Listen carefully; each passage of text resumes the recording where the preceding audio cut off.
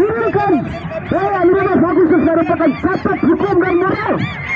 15 Agustus 1962 merupakan catat hukum dan moral.